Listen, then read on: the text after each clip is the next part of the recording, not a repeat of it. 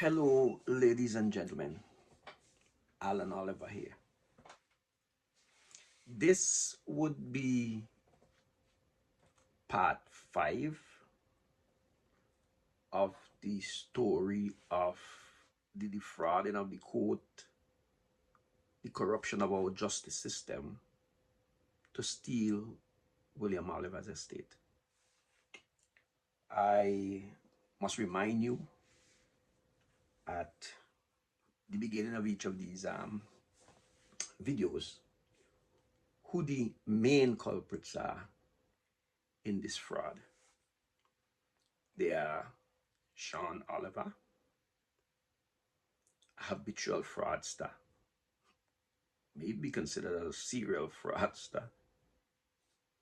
His aunt Jennifer Wood Gabriel, a convicted felon for fraud. Not just convicted, but she was incarcerated for fraud. And they share a residence together, Sean and Jennifer, in Scarborough, Ontario, Canada. Miss Shawlan Zita Barnwell, the current president of the St. Vincent Bar Association, or the St. Vincent Grenadines Bar Association. Miss Andrea Young, I still see the current registrar of the High Court of St. Vincent and the Grenadines, even though I've just been told that it is possible that she might no longer be the registrar of the High Court of St. Vincent and the Grenadines. I am still trying to get verification on that. So I still refer to her as the current registrar of the High Court of St. Vincent and the Grenadines. It would be rather amazing if she has been released from her position, or she has resigned from her position, and we have not heard anything publicly, because I keep checking the newspapers, I keep checking, online to see if there's any word as to there being a new registrar of the High Court. So for now, I'm still going to refer to her as the current registrar of the High Court until it could be confirmed to me that she's not. Like I say, she's been missing for a while, and we couldn't get her to sign documents and so on, and then she disappeared. So we will try to find out more about that. Okay, so let me just say the usual. If you notice in the back behind here, I'm trying to make sure that when people are looking at these videos now, that they wouldn't get mixed up as to which video is which. Although I kind of label them, but still, I will try from now on to put a number at the back to give you an idea as to which video it is. Okay? To understand the story best, you have to look at all the videos, because I'd be going back from time to time to make reference to something that was explained earlier. Okay? So this is number 5, and as you notice, this spongy thing in the back is basically my grandkids' number stuff and so on. So let me say, as my grandkids have instructed me to tell the audience to please remember to like, to share, to comment, and to subscribe. And please don't forget to press the notification bell so that you will know when a new video is released. Okay, so we had gotten in the last video to the point where we had talked about the caveat, and we had gotten to the point where somebody had informed me that there was a will belonging to my uncle, whom everybody had thought had died intestate, which means he had died without a will. And those who had searched for a will, including Sean Oliver, had declared that they didn't find a will. But all of a sudden, you hear that there's a notice in the newspaper that Sean Oliver, through his attorney from the law firm of Jomo Thomas Chambers, through Miss Shoreland Zita Barnwell, had filed for letters of administration with a will annexed. Now, Kenton McInnes, also known as Kenton Oliver, because in the last video we had talked about where they had started the process of an application for paternity or child status for him because his father's name was not on his birth certificate. He should not have to learn from the newspaper that an application has been made for administration of his father's estate, because this application, as you could see on the will, and I did post the will in the front page of the will in the last video with the hope that the general public would be able to look at that will and be able to recognize the things in that will which would right away tell you that it's questionable, and not only that it's questionable, that you could see that it should be void based on the contents of the will. So I will get into that now, but what I'm saying is that because there was a caveat in place, there was supposed to be a search done,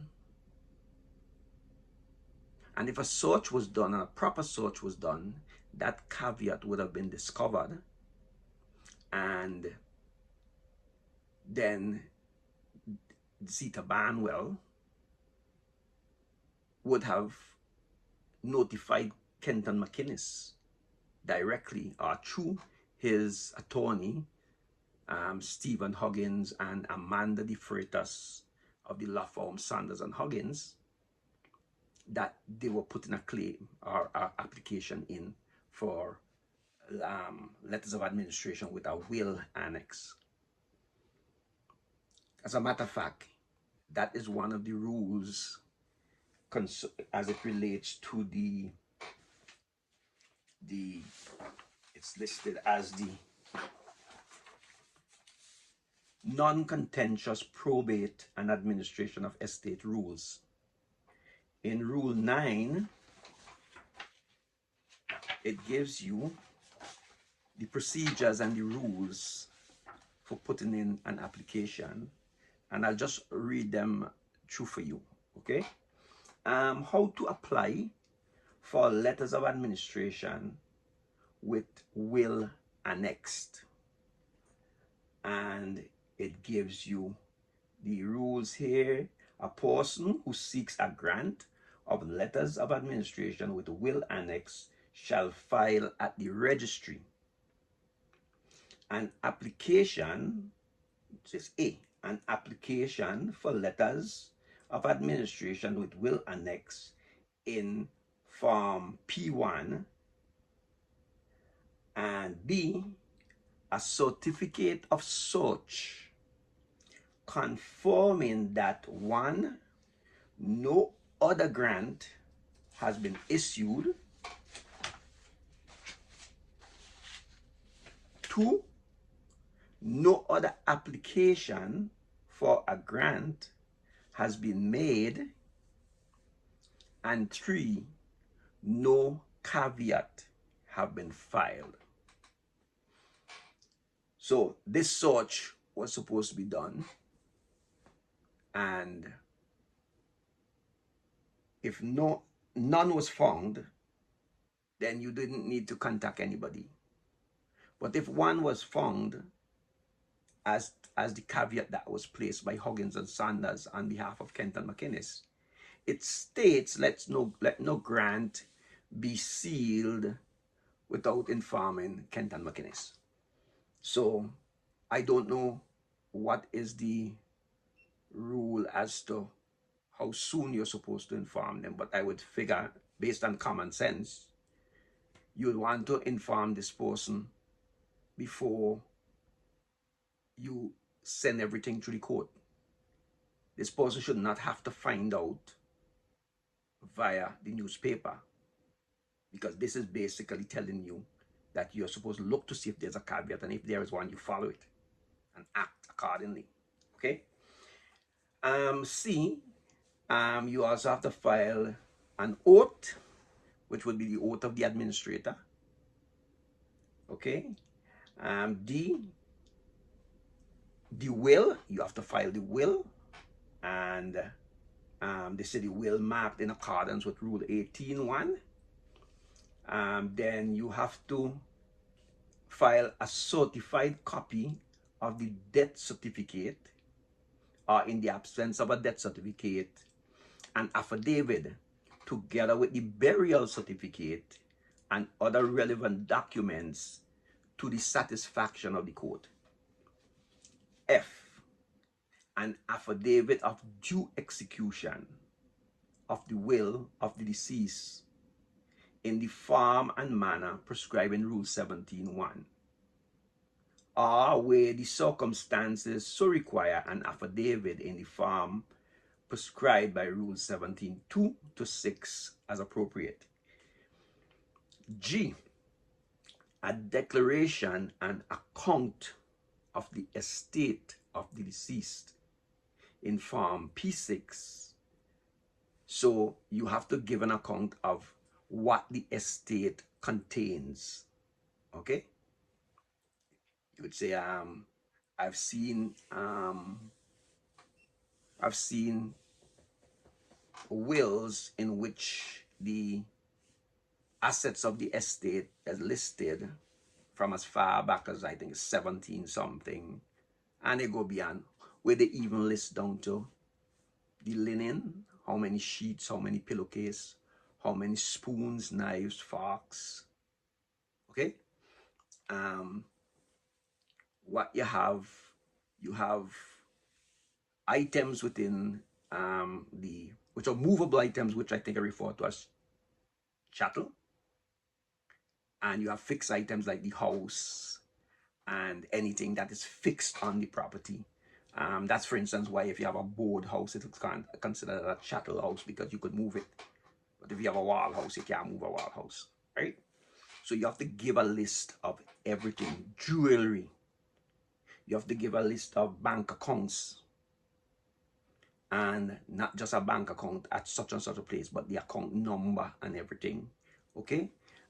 If the person had shares and investments and so on, you have to give an account of everything, so that when you give an account, is what the whole estate values. Okay.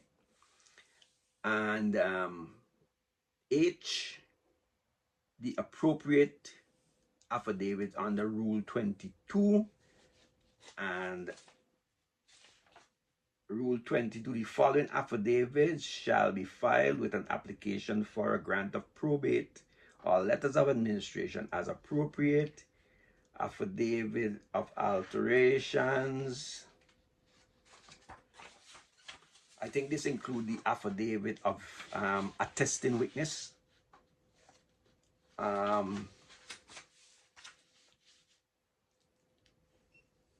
Yeah, but okay, so you have to file the affidavits, and one of the affidavits that you have to file is an affidavit of attesting witness. At least one witness has to file an affidavit saying that I was present when the testator signed this will, and I was present in also with the other witness, because it requires 2 witnesses to a will. So they have to have 3 signatures, the testator and 2 witnesses. That's 3 signatures. So one of the, at least one, it doesn't say that it have to be one, only one, but at least one have to sign what they call the marking of the will, which is an affidavit marking of will, an affidavit saying, I was present when I am the one who was present and swayed to the fact that I was there when such and such person put their signature on the will in the presence of myself and the other witness, and we both put our signatures together on that will in front of that person. So the three people have to sign the will, basically, I say at the same time in front of each other. Okay? It might be technical if you say at the same time, but you have to sign it in front of each other. I think it in front of each other at the same time.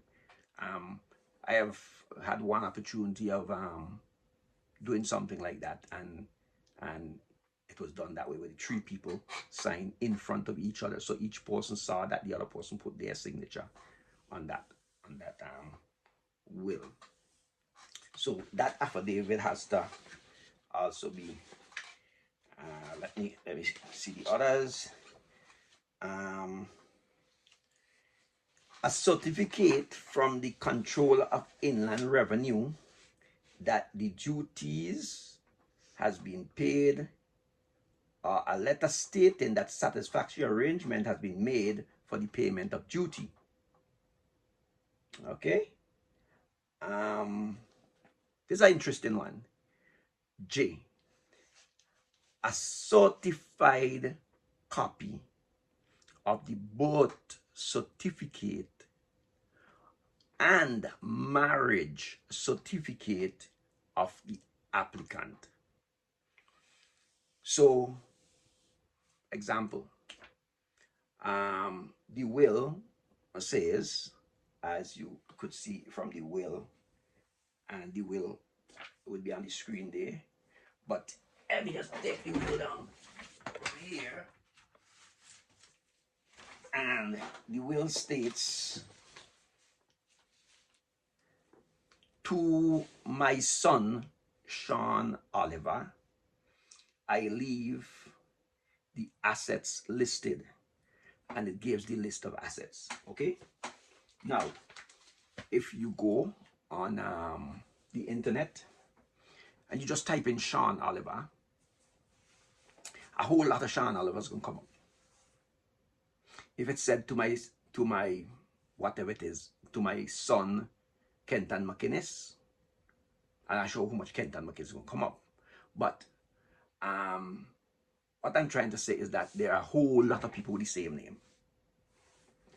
And to verify that the Sean Oliver, whom this will intends to receive these assets, then it says, to my son Sean Oliver. Therefore, the court requires that Sean Oliver present his birth certificate with the application to identify that on his birth certificate is the name William Oliver as father. So it's just natural. He's the son, Sean Oliver. Okay? And it also requires a marriage certificate of the applicant. So it would also require a marriage certificate of Sean Oliver, unless Sean Oliver isn't married, right?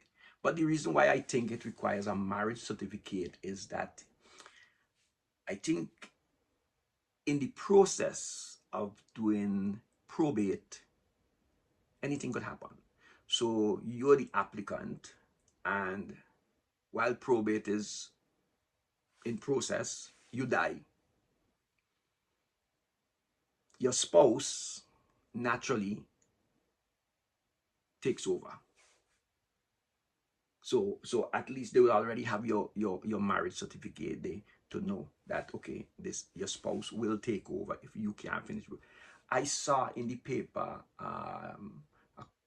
about a year or two ago where there was a mother who was administrating for an estate, and she died, and then they had to kind of think over the process where the daughter was now thinking for the finishing off what had started for the mother. Okay, so I could see that is why the court would require that you do a marriage certificate and a birth certificate. Yeah, but we gonna get into that later as we go through the whole story. Okay. Um, then it calls for an oath in Farm P, accounting for all the people who are entitled to grants and so on, right? And then it calls for the list of people who are entitled to a grant. But in this case, this will says that it only lists Sean Oliver. Okay? So therefore, this application would have been made on behalf of Sean Oliver. And the strange is that when we did get the documents, there was nobody else who was listed. Okay? And stranger still, is that all the assets of the estate were not accounted for. So naturally, even though probate has been completed and the property has been given to Sean Oliver, it took us 2 years to find out that they had already done a deed of assent and the property was given to Sean Oliver. But we will deal with the will because I want you, the general public, most people have no idea who William Oliver was. Who might be looking at this have no idea who William Oliver was, and therefore you would have no idea what William Oliver's assets were, right? But if you're a Vincentian, if you're from St. Vincent, you would look at this will objectively and you will see immediately why this will is questionable. Okay? So let me go back to my my report and see where we catch up. Okay, so we already got notice that there was a will. We already asked if there was a will, if I could get a copy, and I got notice that there was a will on the 27th of April, and I actually got a copy on the 29th. So when I saw the will, let me see what my report says here. And this section of my report is entitled Where There's a Will. Okay? And it says, upon receiving a copy of the will, I was astonished that it was one sheet of paper and handwritten. The will is dated the 27th of December, 2019, and sealed with the Eastern Caribbean Supreme Court stamp dated the 31st of March, 2021. William Oliver's name is written in lowercase letters, while his alias, Piper, is written with a lowercase I amongst uppercase letters. And this is a very significant feature in this will. Okay? If you look at let me read it for you, right? And it should be there on the screen. But it says December 27th, 2019. I, William Oliver, otherwise known as Piper, declare this to be my last will and testament. I expressly revoke all prior wills and codicils. To my son, Sean Oliver, I leave the assets listed.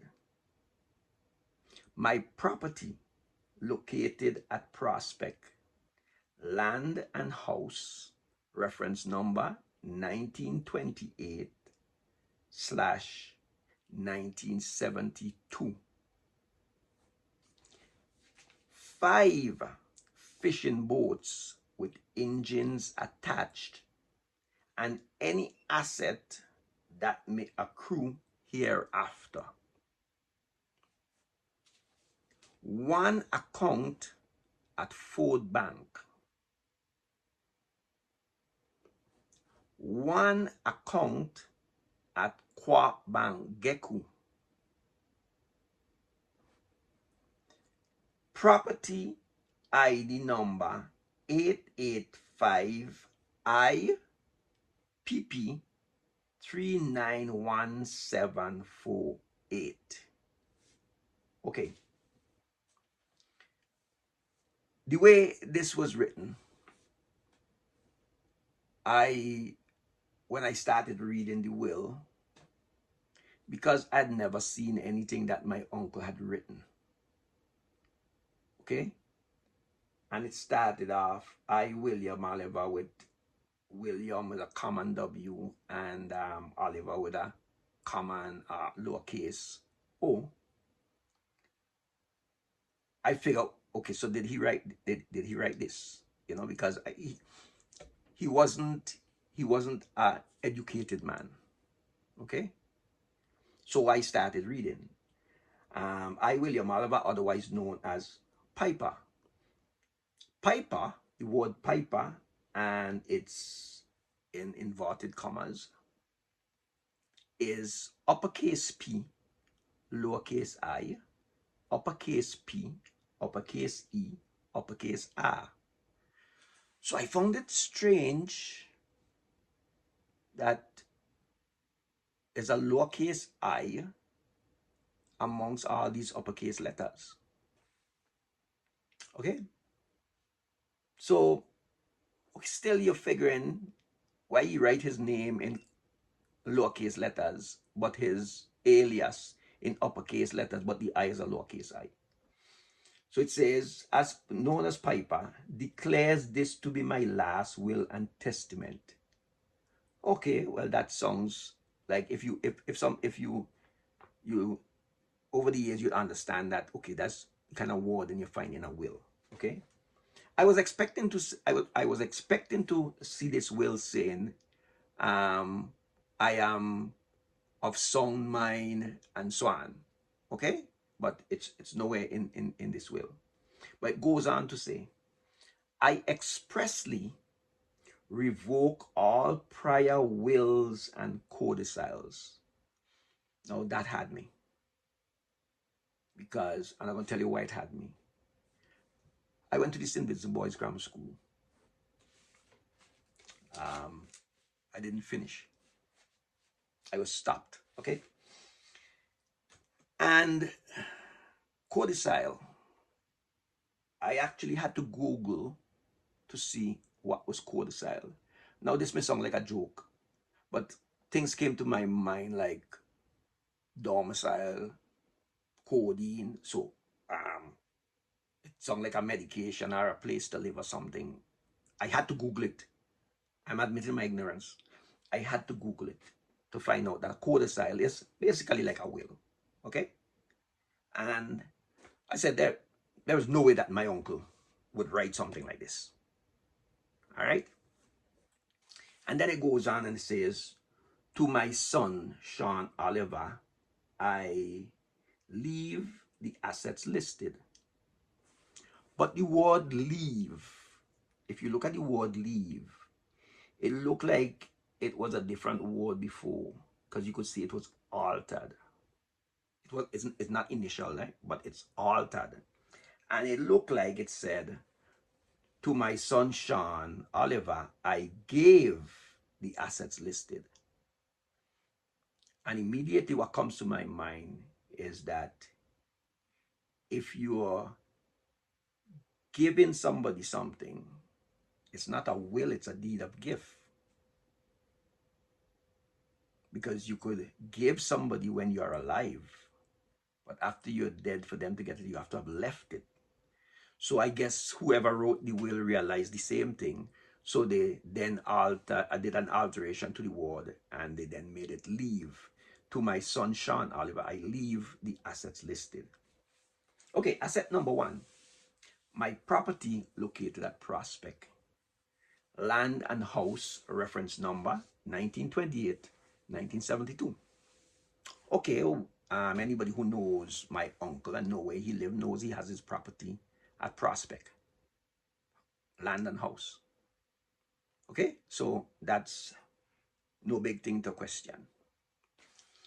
The next asset is 5 fishing boats with engines attached and any asset that may accrue hereafter. Now, I don't know if anybody from the Kealakwa area is listening to me right now or looking at this video, but I'm assuming that if you are laughing.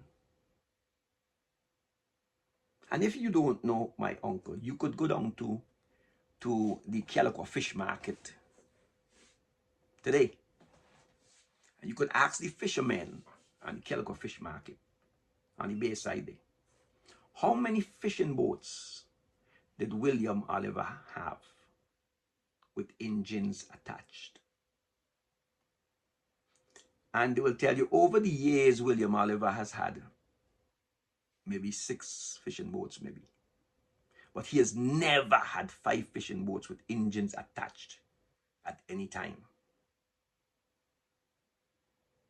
Like I said before, Sean Oliver and Rafiq Dunbar and someone named Sparrow went down to the bayside and stole the 2 fishing boats with engines attached that William Oliver left, where his son, Kenton McInnes, also known as Kenton Oliver, was the trustee and responsible for those fishing boats.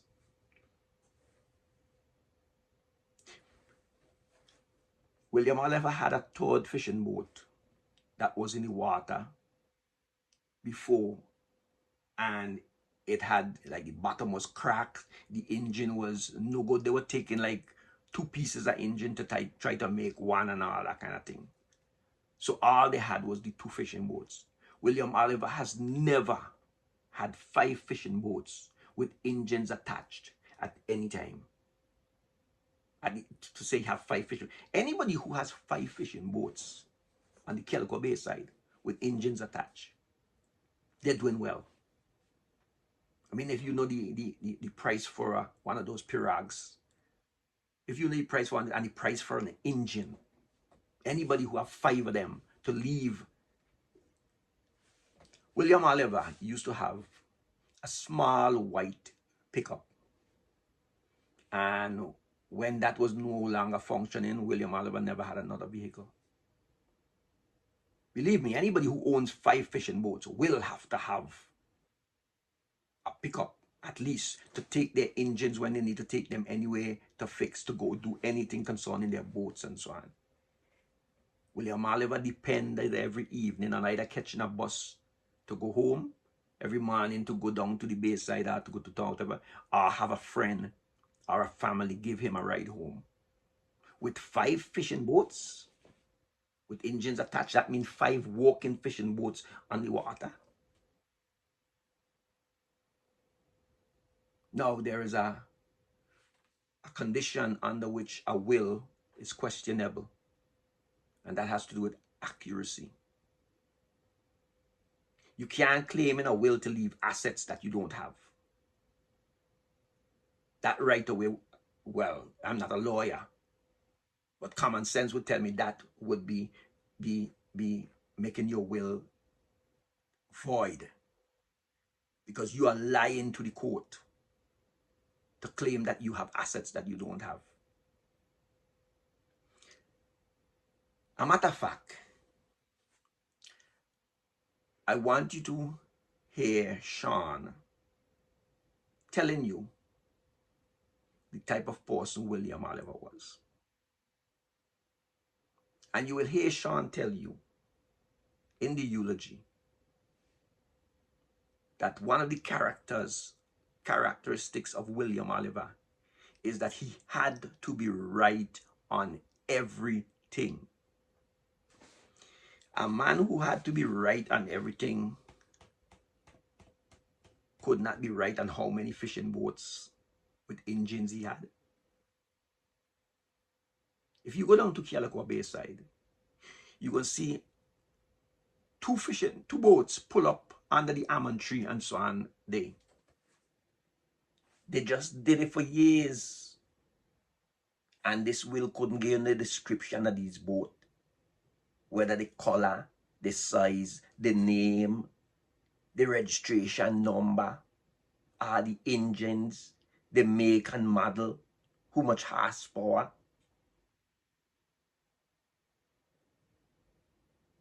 This will couldn't give no description of nothing. So whereas these 5 fishing boats with engines attached, William Oliver, as Sean Oliver says, had to be right on everything. Go to Kealakwa and ask any fisherman. Anybody, don't have to be a fisherman down Kealakwa, how much boat William Oliver had, and they will tell you. Okay, we go on to the next item. One account at Ford Bank. William Oliver,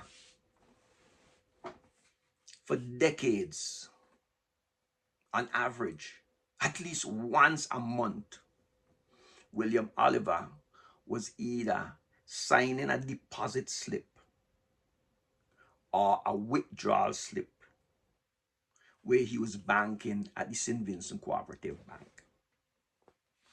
I know some people would say, well, you know, some people just say Ford Bank because the bank was originally started by Mr. Ford, you know. Mr. Ford is F-O-R-D-E. The will says F-O-R-D. But that's a little thing, because we know the thing about spelling names and so on. But William Oliver been signing these withdrawal slips and deposit slips for decades. And every one of them says, they don't say Penny Bank, they don't say Ford Bank. They say St. Vincent Cooperative Bank. Now, St. Vincent Cooperative Bank is known in short as Coop Bank. You will hear a lot of people say, I'm going up Coop Bank, go by Coop Bank. Okay? That's St. Vincent Cooperative Bank Limited. Short, Coop Bank. So the will says one account at Ford Bank, but there's no account number. Okay? So if William Oliver by chance had 3 or 4 accounts at the bank, you have no clue which one he left for Sean Oliver. Okay? So, next item which was left for Sean Oliver. One account at Coop Bank Geku. What is Coop Bank Geku? Coop Bank is St. Vincent Cooperative Bank. Geku is the General Employees Cooperative Credit Union. These are 2 separate entities, a credit union and a bank, that this will writer has chosen to merge. So there's a merger going on in this will that is not in reality. I don't know if they see the future that one the Coop Bank and Geku going merge together. I don't know. Maybe they have a crystal ball and they could go forward in time or backward in time. Actually, when you see the documents that were presented to the court, which the unscrupulous Andrea Young granted probate based on those documents, you will see that they actually travel back in time. But we're going to deal with that later. Okay. So here is William Oliver, whom Sean Oliver claims always had to be right on everything.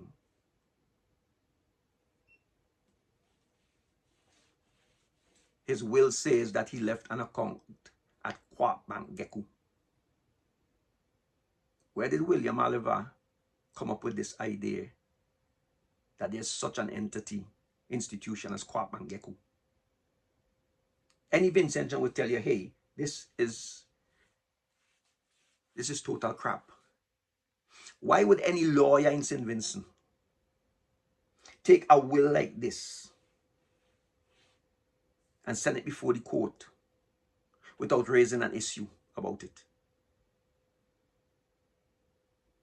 We all know that William Oliver, since he has died, we have found out that William Oliver had two accounts. Well, there were two accounts that he had access to. And at Co-op Bank or St. Vincent Cooperative Bank. One was his own account, and the other was the account which he had started for his son, Kenton McInnes, also known as Kenton Oliver. So his name was also to that account. But the account was Kenton McInnes' account. But William Oliver name was to the account. So William Oliver, when they woke, instead of paying Kenton directly, would just deposit monies into Kenton's account. And, you know, one of the things is that, you know, so whenever he wanted to go and take money from his account, his father would say to him, wait, we're in trouble the account for. How much money you need? So he would rather give Kenton money, I guess, than having Kenton go and take money from the account. Okay? Because he just wanted Kenton to save.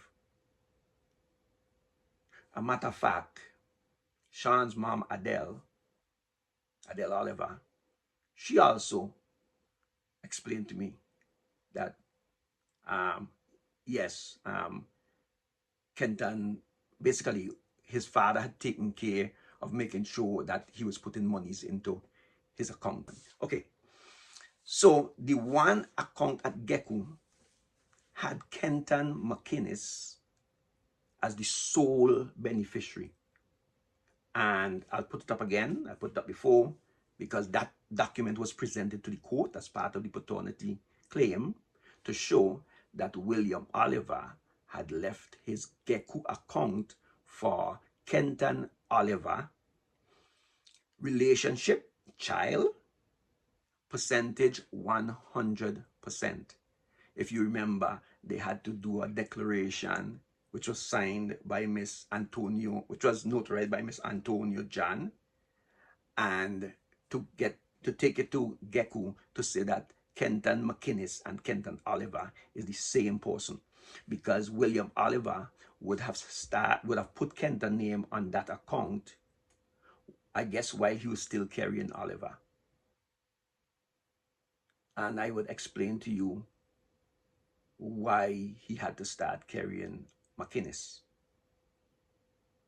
I had that same experience. And there are a lot of children in St. Vincent like that. You carry one name for a certain stage in your life, and then all of a sudden they tell you can't carry that name anymore. But we will get into that later. So this will says that the Geku account, first of all, is merged between Co-op Bank and Geku. So the person who do this will even show how the financial institutions in St. Vincent, how they think. They might have been going through stuff in his house, and they see stuff from Geku, they see stuff from Co-op Bank, and they say, oh, okay, just put the two of them as one thing, as if it's one thing. Because we know, oh, all of we who in small grew up in St. Vincent know about Ford Bank. So you could see this was written by somebody who was not living in St. Vincent, because they're not familiar. A thing like a will This is supposed to be a legal document. Once this go to the court, this is a legal document. You don't want to fool around with this and put mistakes in here. You don't want to be claiming that you have more assets than you have. You don't want to be naming institutions wrong. You don't even know that GECO is a separate institution than Co-op Bank. Now, if William Oliver, okay, at the back of the will, I will tell you this much because I want to show you the back of the will another time. But I'll tell you what, at the back of the will, it says, I have read and hereby affix my signature to document, in brackets, will dated the 27th December 2019, which means that William Oliver did not write this will. And we have found out William Oliver was not an educated man. Now, if you're going to write a will for William Oliver, and he says, I have read and hereby affix my signature. If William Oliver could have read this, then it's possible that he could have taken where you write and copy it over in your own handwriting, because it is rare that you could find somebody who could read but they can't write. You quicker find somebody who could write and can't read. They could write to the extent that even you who could read sometimes can't read what they write, because they're just writing. Okay? So here we have a will that says William Oliver signed it saying that he leaving assets for Sean Oliver that he did not have. That is fraud. He is listing financial institutions that he have been dealing with for decades, but he don't know the name. They got wrong name. They got the name that people who left St. Vincent donkey years ago used to call the place. When we've been small, we used to say Ford Bank. So you could imagine somebody who left St. Vincent 40 years ago or whatever, and they have not been dealing with St. Vincent Cooperative Bank. They only remember that they used to call the bank in town Ford Bank. So they write a will saying he left an account at Ford Bank. But they don't know where the account number be, so they couldn't put an account number. I mean, this is something William Oliver would have known. William Oliver would have known, when the slip, they got the account number on it, that when the receipt from the bank at the account number, write it on top the will. William Oliver said, no, I don't have five boat with engine. So how you gonna put 5 boat with engine? And you're stupid, how you gonna put, this kiss me as people so stupid. That's what William Oliver say, right? This kiss me as people so stupid, they're writing about Co-op Bank GECO, you get anything named Co-op Bank GECO? William Oliver would have said that. So anybody with sense knows that William Oliver had nothing to do with this will. Because if William Oliver had put his signature to this will with all this foolishness in it, he would have had to be, one, either doing it under duress, two, not of a sound mind when he's signing it, because as Sean said, he's a man who always had to be right. So for him to sign this that is totally wrong, he had to be out of his mind. Or three, he had to be signing this and not knowing what he's signing. Because when you type this thing up, we have typed this up on a sheet of paper, and it's like a grocery. It's like a little grocery list that you make to go in the grocery. The letters are only big and thing to use up a whole page, right? Because of the way how it is written, you use up a whole side of the page, and the next side thing. So it looks like it's something big. But when you type this thing up, it is not even a half page. Okay? So William Oliver would either have to, with the stupidness in this, William Oliver would either have to sign it, thinking it's something else he's signing. And we all know William Oliver don't take chances, because in the hospital, when even the priests, Dean Otis Nichols, went for him, asked him to sign the deed poll to put his name on Kenton's birth certificate. He didn't do it because the people who've been around been wearing masks and he wasn't going to take no chance.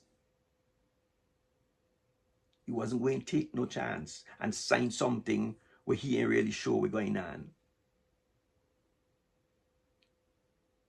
So you think he gonna sign? You think William Oliver gonna sign this? Well, if William Oliver signed this, he either had to be under duress, out of his mind, or thought he was signing something else. Because as Sean said, he was a man who always had to be right on everything. You don't have to take it from me. Hear it from Sean yourself. Hear it from Sean yourself. He had to be right on everything, okay? So when I saw this, I knew immediately this will is a fraud. The fact that it showed up about 5 months after William Oliver died tell me it is questionable. And when I read it, I realized right away it was a fraud. And I said to family members, if Piper, because that's what we say, Piper, Piliman, if Piper signed this, knowingly signed this, then maybe he did it like he was forced to do it or whatever, and he did it hoping that somebody would recognize all these discrepancies and challenge it. I didn't think, it never crossed my mind that I would be the one doing this. Never.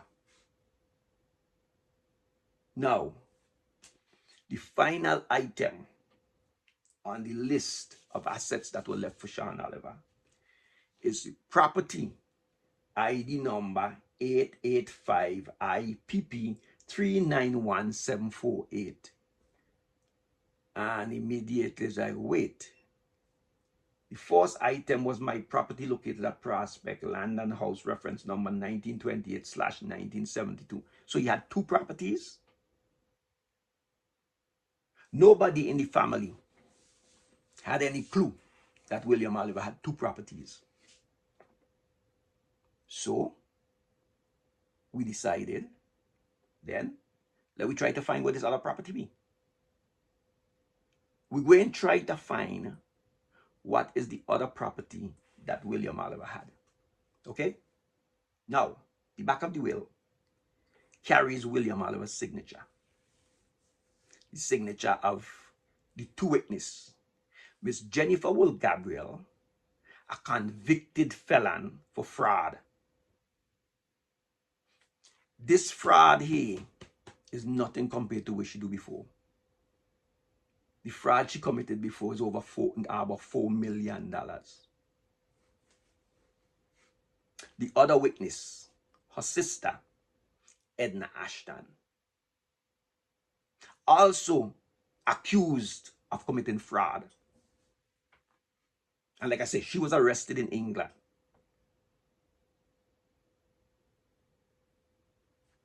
I could not dispute any of the signatures on the back of the will. And I certainly could not dispute my Uncle Owen because I had never seen his signature. But everything on the front of this will told me that this is a fraud. No man who had to be right on everything would make these claims. And even if he made them, that is fraud. Because you're claiming that you own assets that you do not own in a will. You're lying. And since we can't punish you for committing fraud against the court, then the will should be declared null and void. You can't tell me that a man would write a will or sign a will with all these discrepancies, the man dealing with a bank for decades, and he don't know the name of the bank.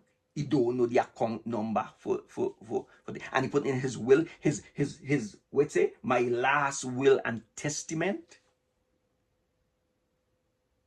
I mean, I know your will could be written anyhow, but there's something called accuracy. Your will don't have to be 4 and 5 pages.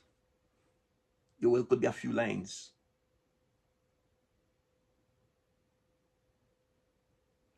But this will says nothing but stupidity. When Sean Oliver went to Geku,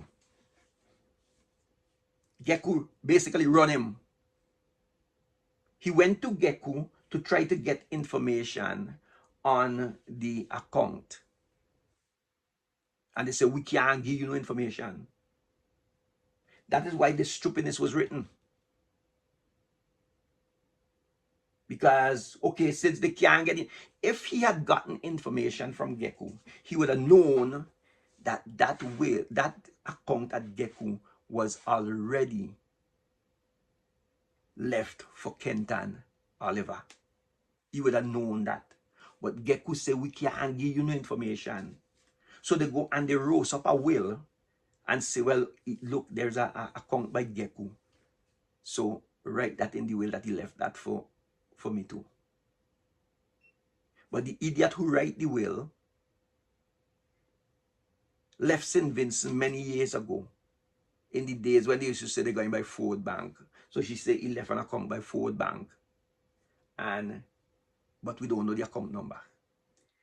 Then she remember when she been there and they been going to the man's house, they see things in Co-op Bank, St. Vincent Cooperative Bank. And she hearing about Co-op Bank. So she said, oh, well, maybe Co-op Bank and Geku is the same thing because we only see things from Ford Bank and, you know. So she don't say Ford Bank. Now she come back and say Co-op Bank, Geku. So she merging institutions. This will here alone, I can't see how any lawyer in St. Vincent would accept this will without questioning it. And you don't even have to question the signatures as yet.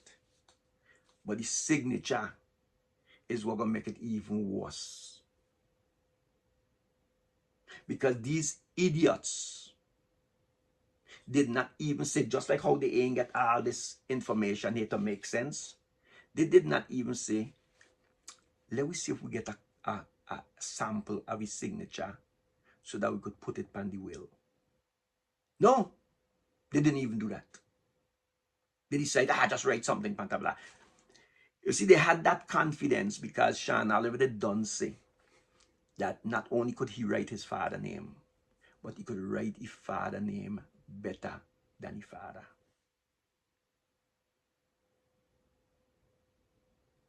You see?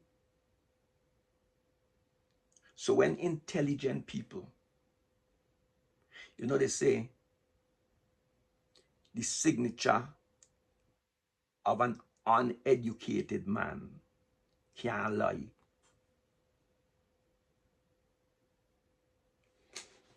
No lawyer can justify accepting this will here. So like I said, the man was uneducated. Okay, so he was uneducated. So and at the back it will it say, I have read. So that means he ain't write it. So it had to be somebody who more educated than he write it.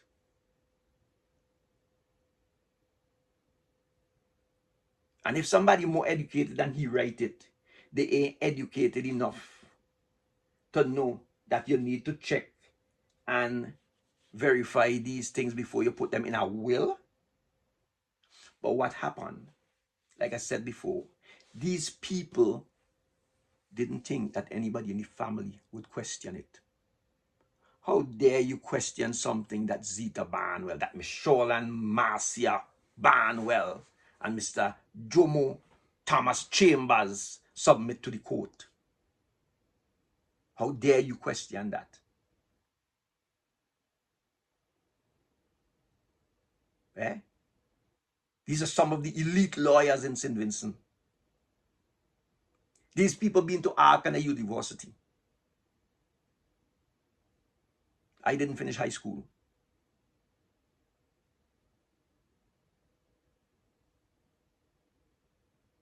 And I have challenged them to sue me for saying that there's a bunch of crook and they submit fraudulent documents to the court. They say, they tell me all kind of thing, you know, about what they go do and sue me. I will show you a Sean Oliver tell me I will meet my untimely demise. Jomo Thomas tell me if I was in St. Vincent, he would not allow me to be saying the things I saying. He's the same man who St. Vincent is a killing field. I mightn't be educated, but sensible enough to know that I ain't going to test fate. You understand me? And tempt fate by going to St. Vincent. Jomo Thomas and Zita and them, they know who to talk to about shutting up people like me. If they never did it before, they certainly have reason enough to do it now. Jomo Thomas write me and tell me about how hard he worked to build his farm. And now I come in and saying all these kind of things about his farm.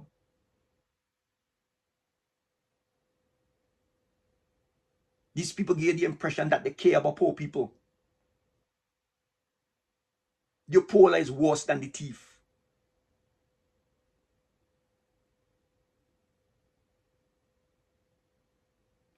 They're the ones who advise in Vincent Chan. They're the opinion makers. Michelle and Zita Barnwell is an advocate for the empowerment of women and girls. Well, except William Oliver, little minor daughter, we call the princess.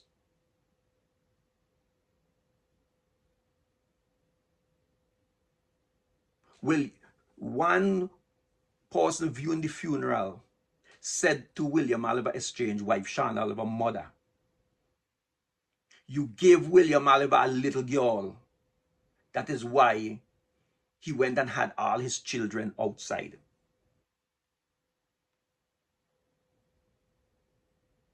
Maybe that is what Zita Barnwell mean when she says she's an advocate for the empowerment of women and girls. Certainly not William Oliver, little girl, or biological little girl. Certainly not that one. I ain't angry, eh? As I say, we are Vincentians and we are very animated, right? But, you know, when you see this level, this is an insult to the nation. This is an insult to the nation. That you would believe that Vincentians are so stupid that something like this would go to the court and nobody don't question it. All you have to do, go down the Ketakwa Bayside. You, the individual listening to me, go down the Ketakwa Bayside. Ask anybody down there, how many fishing boats did William Oliver have with engines and them? And you'll hear what they tell you. Don't ask them if he had 5. Just ask them, how many fishing boats William Oliver had? I ask a lawyer. I say, how many fishing boats Piper had down Ketakwa? He say, I think Piper had 2 or 3 fishing boats. I say, oh, okay, thanks. This is a retired lawyer. Eh? This is a retired man who seemed like he just stay home all the time. He don't go down. But he could tell me how much fishing boat my uncle had down the Bayside. That, one of those fishing boats that was stolen, okay? It was bought in 2005, I think. Yeah, 2005. And I found a letter that was written to the boat building company in Trinidad. And it says the console and the seat, do not glass them in. They're supposed to be bolted. And I was wondering, why this specific that you're putting in a console? Well, for those who don't know, a console is where you put a steering wheel and thing, and you sit down and you steer the boat and so on, right? Most fishermen, they sit down at the back of the boat and hold the engine behind the back like that with the hand thing, right? They don't use steering wheel and that kind of thing. So I was wondering, why was this thing? The chief fisheries officer told me, Miss Jennifer Howard, told me that when Piper died, when my uncle died, he was in the process of registering one of those boats in Kenton's name. That's with the fisheries department, okay? He was in the process. She says, I know everything that was thing. He was supposed to come and so we could finish the process, but he died before the process was done, okay? Now I'm finding out, and I'll post it here that you could see it.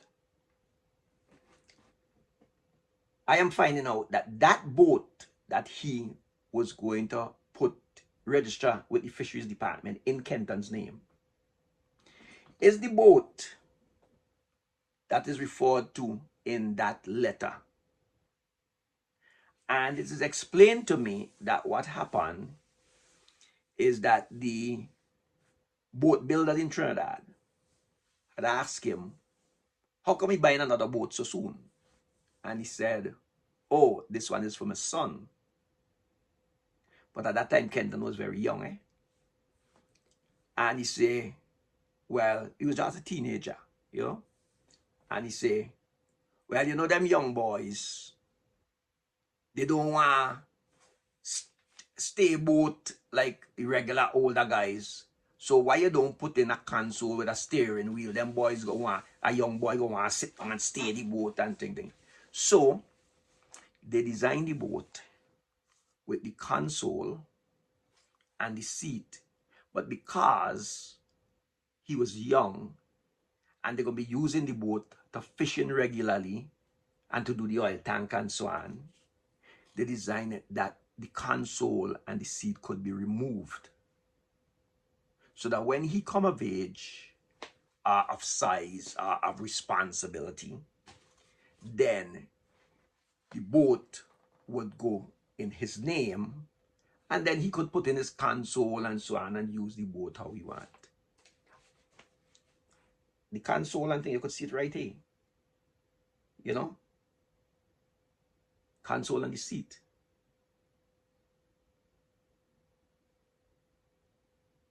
The boat was specifically bought with the intention for his son Kenton. And when he was at the stage where he decided that he's going to put the boat in Kenton's name, Fisheries Department, they're fully aware of it. The same Fisheries Department where Sean went to try to find out how many boats William Oliver had. And they wrote to the Fisheries Department and say we need information on how many boats. That is why they write in the will 5 fishing boats with engines attached.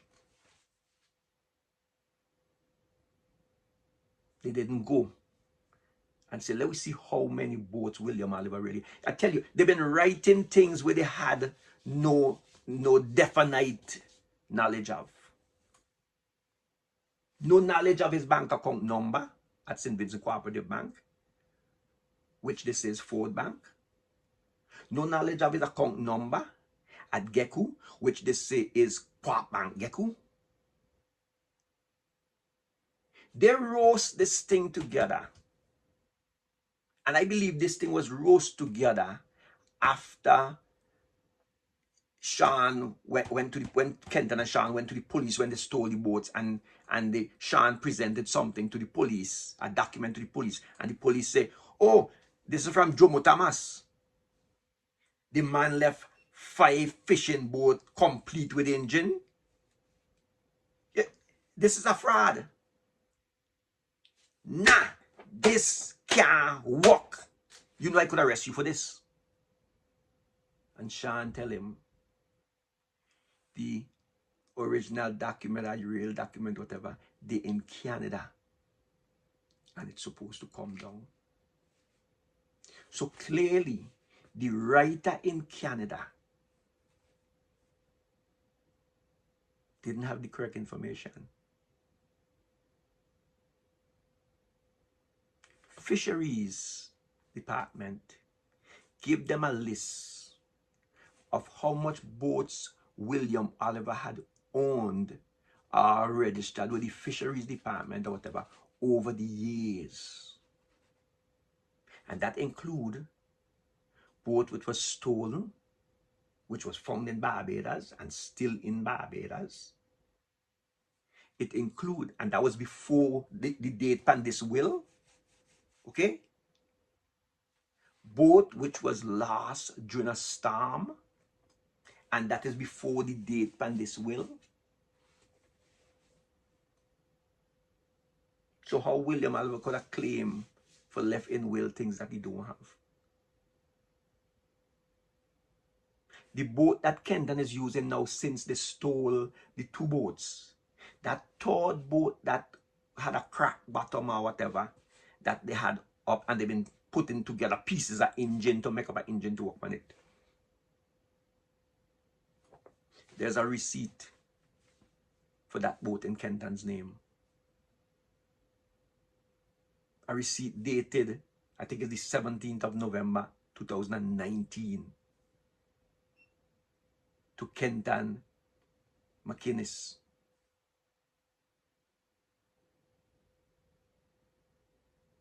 But the boat was damaged.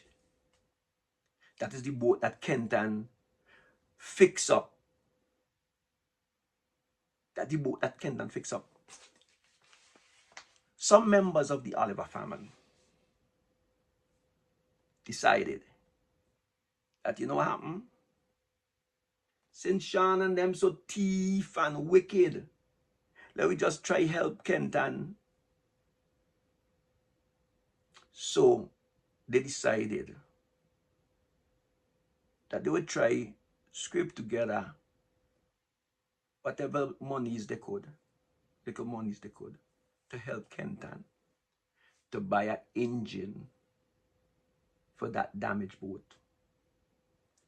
Meanwhile, while they're waiting on the engine, they ordering the engine or whatever, Kenton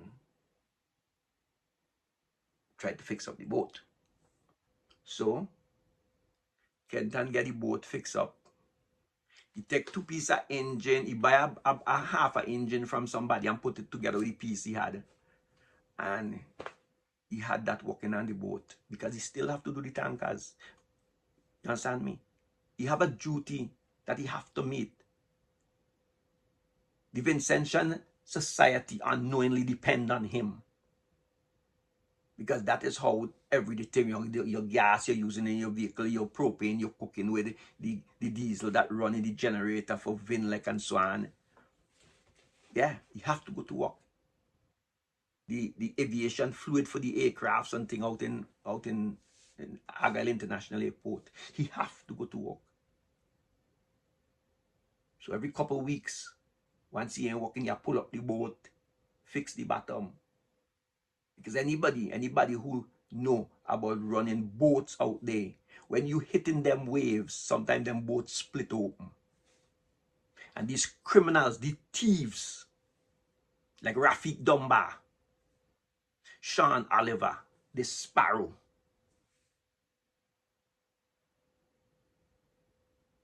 people who would tell you, Rafik Dunbar and Sean Oliver, oh, they don't need that. But the thief from these suffering children, with the help of Shaul and Zita Barnwell, Jomo Thomas Chambers, the Registrar of the High Court, Miss Andrea Young, and others, and I will be naming the others as we go along with this story. And many of you who are listening to this, many people who are listening to this, gonna be upset. I'm telling you, be prepared to be upset. In a lot of cases, you will be upset with me. But I don't have a problem with that. I have a purpose for being here. All my life, I've always been in service to others. And I want to tell you something. 90% of the times, I didn't volunteer. 90% of the times I've been involved in things, I did not volunteer to be involved. But my life is once it is thrown on my plate, I dealing with it. And I am prepared to accept the consequences. I don't take it lightly when somebody tell me that I will meet my untimely demise. I don't take it lightly when somebody tell me, especially a lawyer tell me, that if you was in St. Vincent, I would not have allowed you to be saying the things you're saying. The man here said the court would not allow me, because you know you can't carry me before the court. You see, they could frighten everybody else with their defamation suits and so on. The court has been corrupted. That's not just my words. As we go along, I'm going to read for you things that the court have to say. And people tell me, oh, it ain't your business what happen to it, what people do and so on. That ain't none of your business. You see, the law says it lists who could challenge a will. Okay? And the only people who could challenge a will are the people who are beneficiaries to the estate. But not everybody who is beneficiary to the estate could challenge the will. I am not a lawyer, okay? But the law is interesting. For instance, I've read where if somebody alters a will and you is a beneficiary to that will, but through their alteration, you stand to benefit more than you would have if they had not altered the will, you can't challenge it. It's only people who stand to lose could challenge a will. I am not a lawyer. When I found out about this fraud, and we ain't get to William Oliver's signature yet, Edna Ashton's signature. Okay? When I found out about this will and I saw the fraud, I cried. I'm not ashamed to say that.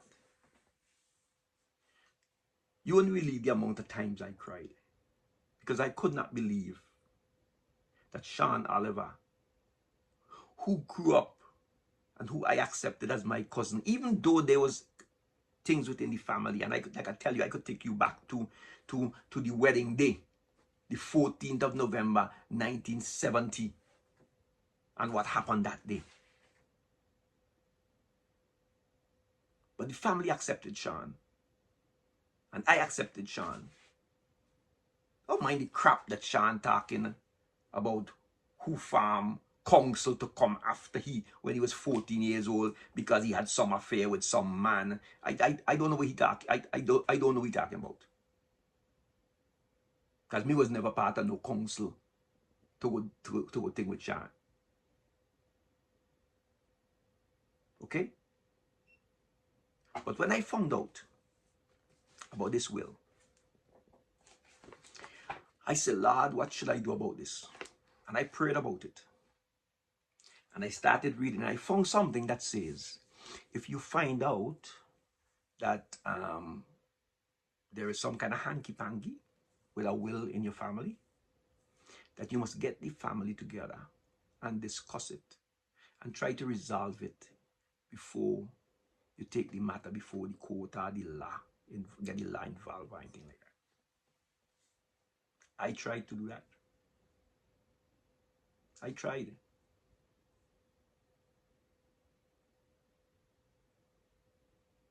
Because the last thing I wanted was to be the person to go and take my family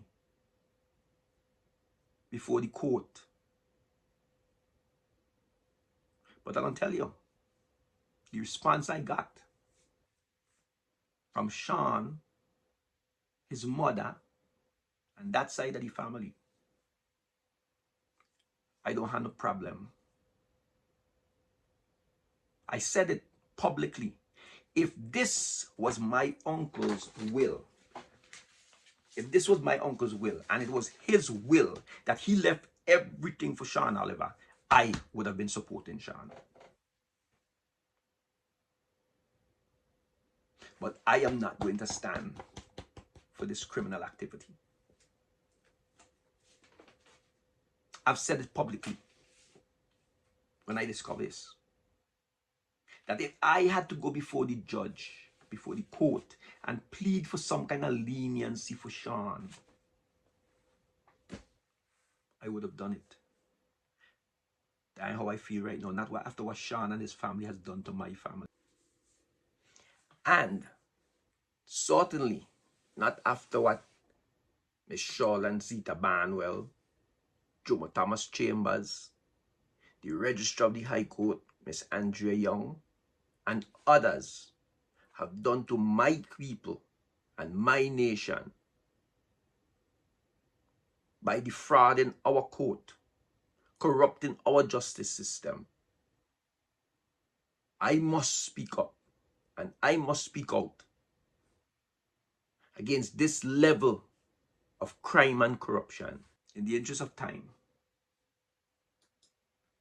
I will leave this matter of the will here, and the next video we will deal with the other side of the will, which is the back side. What I found and what I did and who I called and the responses I got. And it's from there down is where I think a lot of the people listening to this video would then have a problem with me, because they wouldn't want to believe that the people that I call and the responses I get from them, they wouldn't want to believe that these honorable people, you know, I'm gonna read it word for word for you sometime later.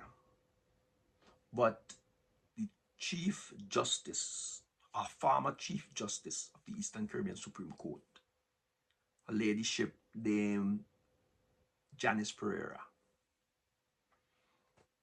she did state that and I will get word for word, I just think to get word for word when I take it, but she did state that the noble profession, which is the legal fraternity, which was known as the noble profession, is now become, or has now become, a necessary evil.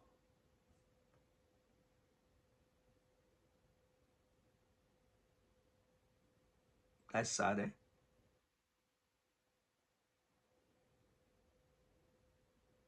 A profession that was considered to be one of nobility. You could trust the lawyer. The chief Justice of the Eastern Caribbean Supreme Court, former Chief Justice,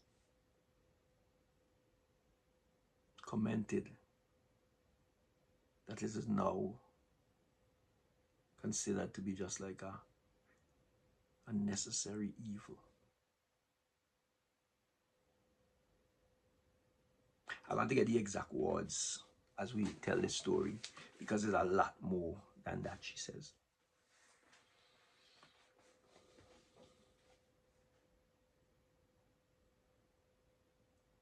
Look,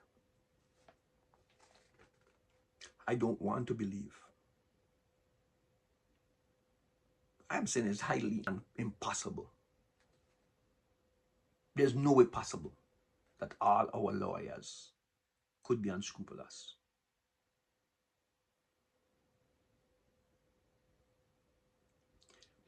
A lawyer's duty may cause them to have to do things that we don't agree with, okay? But every person who's accused of a crime has the right to a legal defense. It is your constitutional right that you be represented in a court of law, okay? And depending on the crime, there are many people who will say, oh, the lawyer who defend that person, they themselves wicked and they think, right? But a lawyer has to do a job, and many of the time, it's not until you in that position that you need a lawyer that you recognize the importance of these lawyers and you see them from a different light. Okay?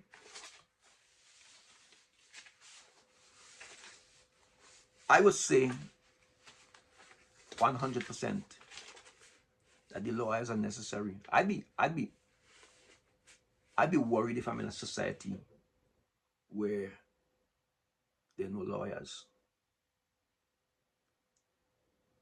I'd be worried that, are you trying to tell me that this society is so good and people are so honest and fair that there's no need for legal services? Or I'd be worried that there'll be nobody to defend the innocent, nobody to present the cause of the guilty.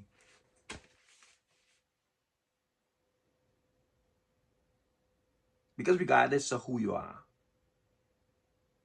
the most vicious criminal has the constitutional right to a legal defense. But that is completely different to when the lawyer or legal representative becomes part of the crime. Take part in the crime. That is different when a known fraudster like Sean Oliver could bring a document like this will to Zita Barnwell.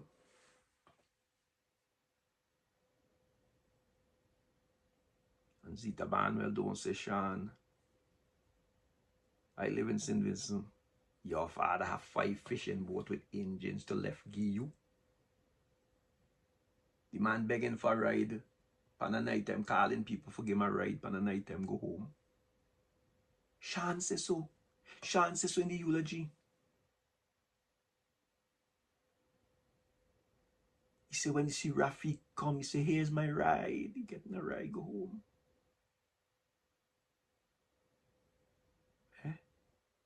A simple thing when anybody go down the bayside and say, hey, how much boats William Oliver have here? William Oliver is a liar. To sign a will saying he left 5 fishing boats with engines attached. You Sean. And not speaking ill of the dead. But there's a difference between William Oliver the dead and William Oliver the testator who signed that will.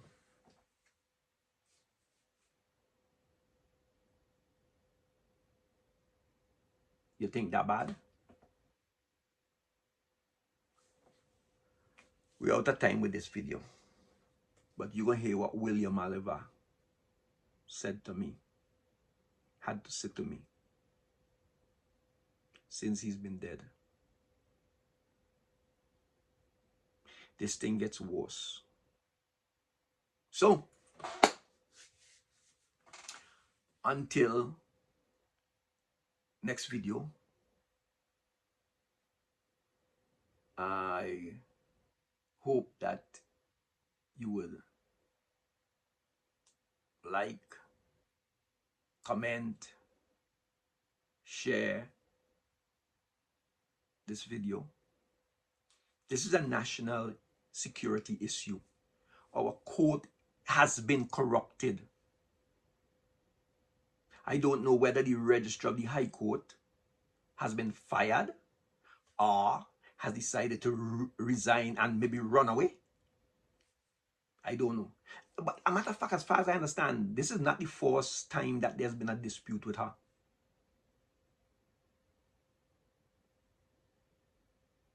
But I trust that those who know exactly what is going on with the registrar, maybe you would comment and tell us yes or no, the registrar didn't, you know. But this story gets worse from here. So thanks for those who do comment. I appreciate it. It let me know that there are people out there who are actually looking at the videos. As I say, I'm not angry. My time of being angry done gone. It was mixed between anger and despair, sadness to believe that my family would do something like this. And it was mixed with the backlash that I've even gotten from other family members, the abandonment, where people don't want to get involved in this. So you can't even ask somebody to help you check something. But okay, we're gonna get into that later. We are a nation of hypocrites, you know. Everybody talks about justice. Everybody talks about care for the oppressed and the suffering and concern for the well-being of the children of the nation, the empowerment of women and girls, you know. This is a matter that nobody wants to talk about. No radio program, no social media, no newspaper. Nobody wants to talk about this. But we expect justice. But we don't want to talk about the corruption within the justice system that we expect justice from. And we believe that changing the government and putting a new administration in place, that would fix it. Okay? But you keep baiting the pig and putting it back in the same dirty pen. That's what we come to. Like I say,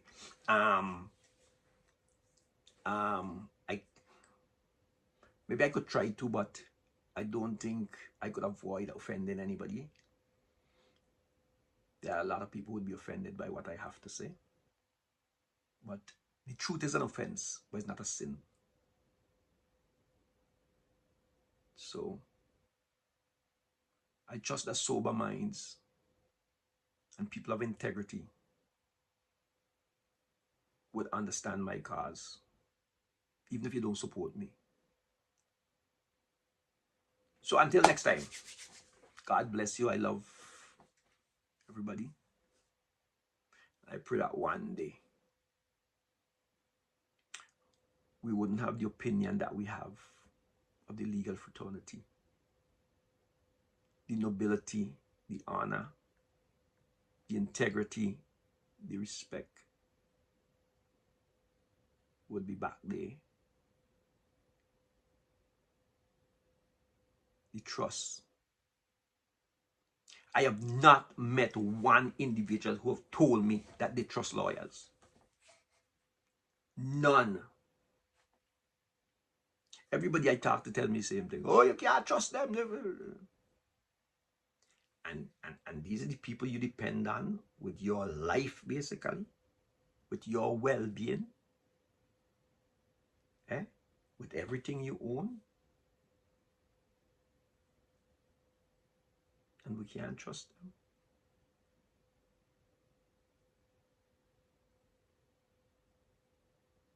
God bless you.